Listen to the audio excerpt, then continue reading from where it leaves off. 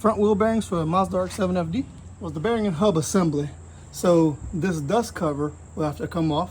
We're prying at it with a screwdriver, flat blade. And then with a punch, get that indentation out so that axle nut can come off.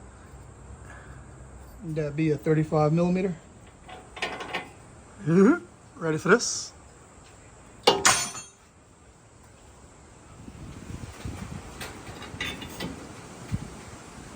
Installed. Nut is on, just need to tighten it. Got it back in the same spot. Just need to make another indentation like that, and now the dust cover can go back on. Nice.